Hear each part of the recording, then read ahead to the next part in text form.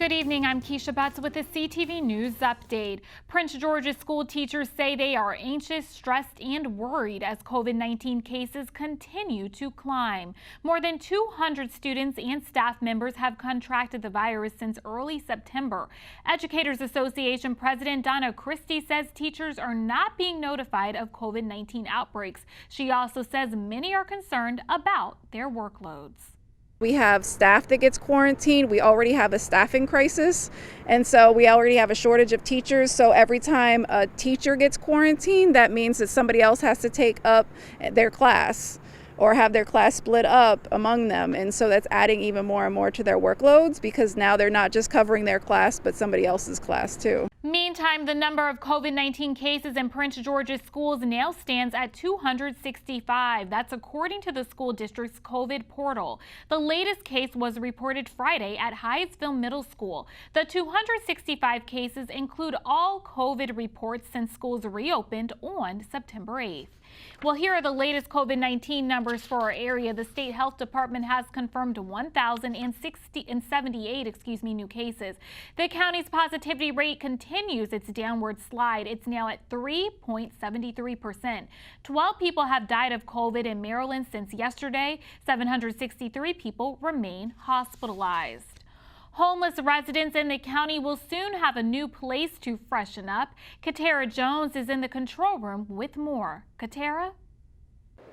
For homeless residents, access to showers to get cleaned up can be a challenge. A Prince George's-based nonprofit hopes to address this need with the launch of its new mobile showers program. I'm excited. I'm very excited to see the first person walk into the shower and walk out just clean at the very bare minimum. The tears on Omalayo Adebayo's face are tears of joy.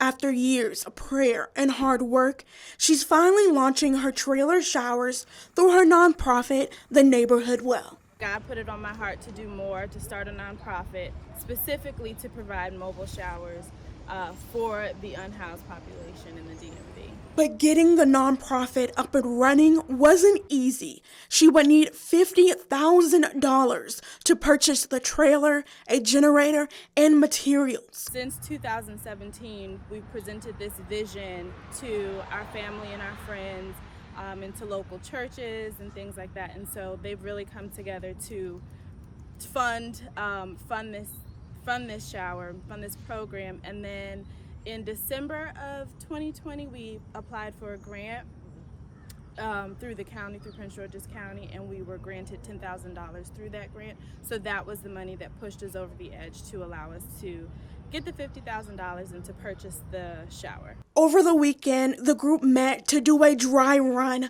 of the shower trailer service. Adebayo wanted to work out all the kinks before the showers become officially available for homeless individuals next Saturday. We've decided that we'll start here in Hyattsville at First United Methodist Church because there is a large population of unhoused neighbors here. And then what we plan to do is just continue to move around the county and then move and expand around the DMV. The group plans to launch the new mobile showers this Saturday, October 9th at the First United Methodist Church of Hyattsville. For more information, visit theneighborhoodwell.org. Katara Jones, CTV News. The nonprofit says the mobile showers will be available this Saturday beginning at 8 a.m. Again, for more information, visit theneighborhoodwell.org. A hit-and-run crash in Upper Marlboro last night leaves a man dead. It happened just before 7:30 on the eastbound lanes of Central Avenue west of Campus Way. State police say 59-year-old Richard Share of Forestville was walking towards the driver of another vehicle he just collided with when he was struck by a third vehicle, which was not involved in the original accident. The victim was pronounced dead at the scene. Investigators say the striking vehicle, which fled the scene, is a 2009 to 2020 silver or gray Volkswagen Passat. The car has damage to its front right side mirror. Anyone with information about the incident is asked to call state police at 301-568-8101. You're watching CTV News. I'm Keisha Betts. We'll be back in just one moment.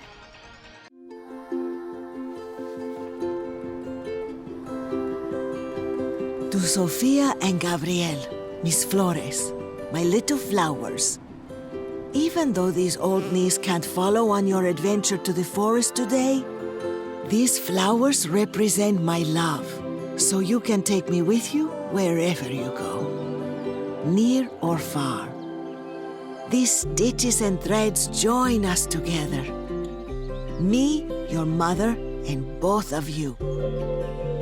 And wherever you see a flower, a bird, a beautiful tree, know that my love is with you as you bring our colorful stories to the world.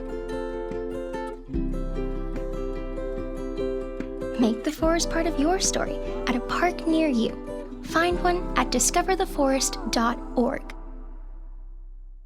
Welcome back. The family of Henrietta Lacks has announced a lawsuit against a large pharmaceutical company. Lacks is the Baltimore County woman whose cancer cells were taken by a Johns Hopkins doctor in the early 1950s without her consent while she was being treated for cervical cancer. The family, along with attorney Ben Crump, says Thermo Fisher Scientific made tens of millions of dollars from medical products relying on cells taken from Lacks.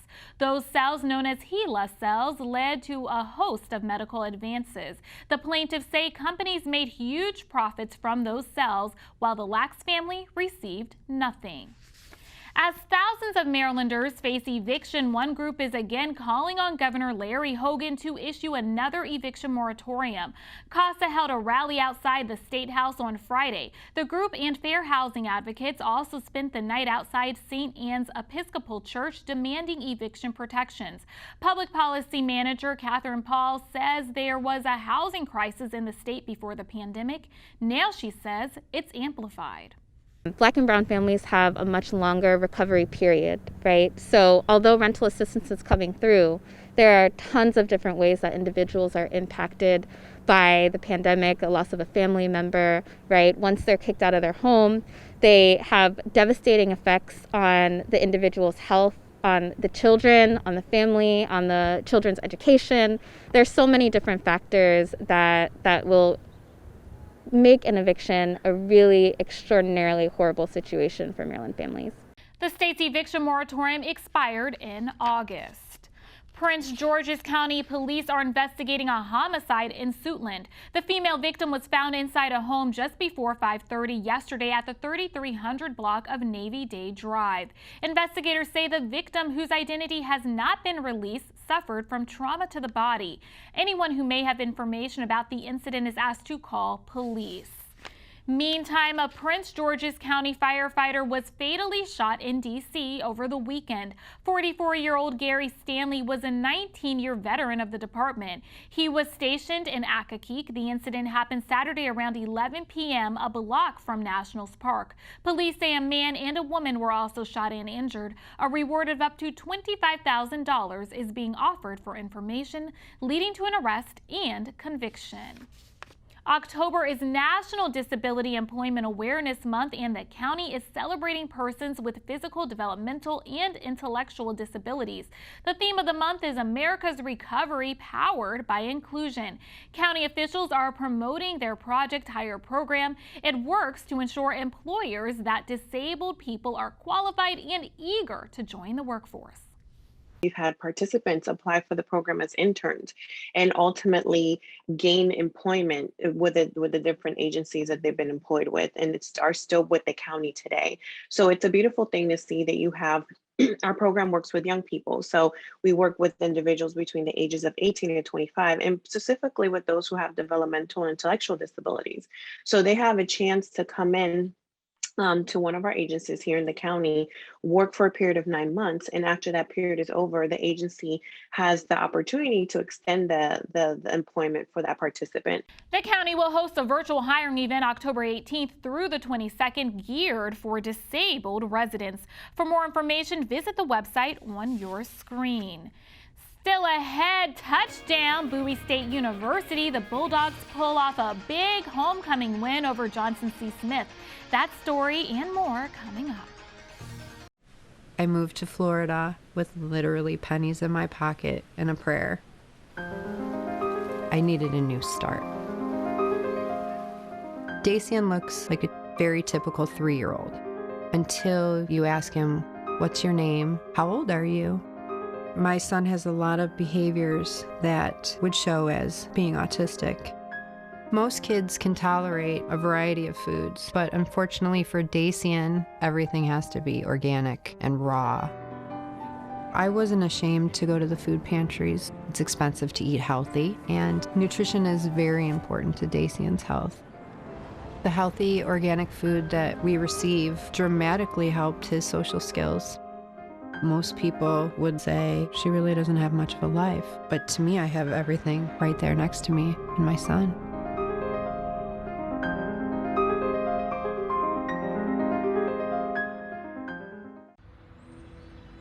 During high school, I hung with the wrong crowd and I never graduated.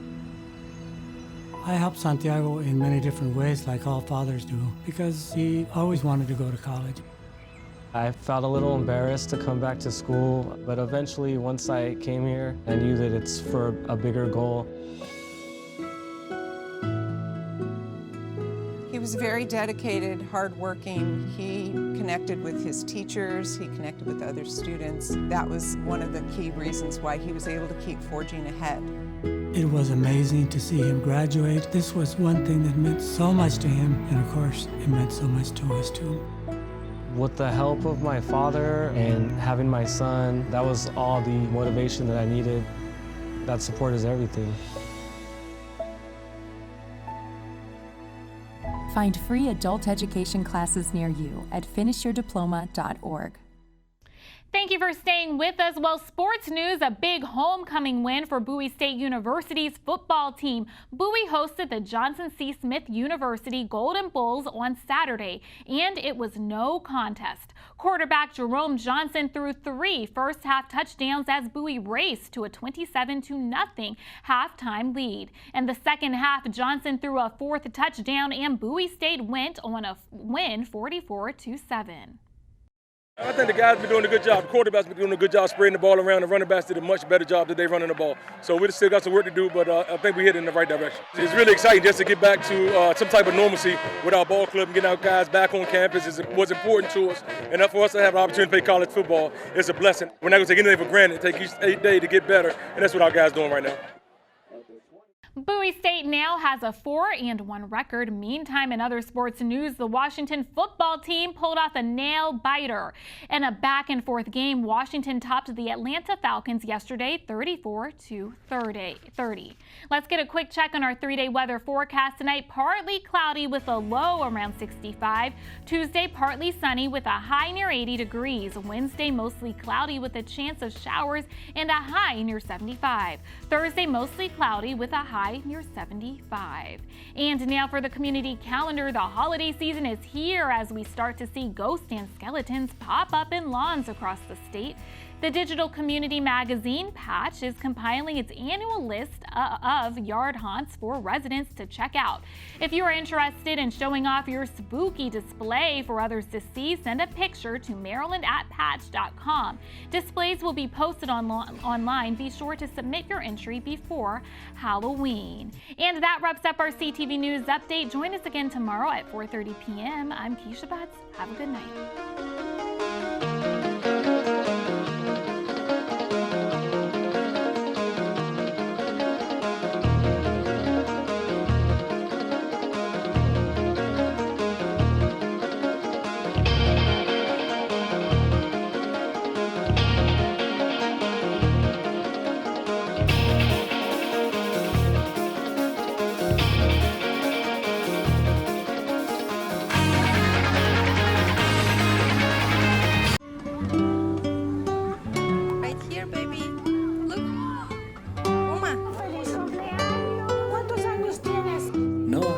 Something more than a birthday is happening here. Once you can see it, you can help.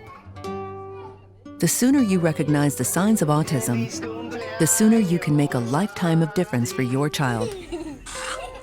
Start by answering a few simple questions at screenforautism.org.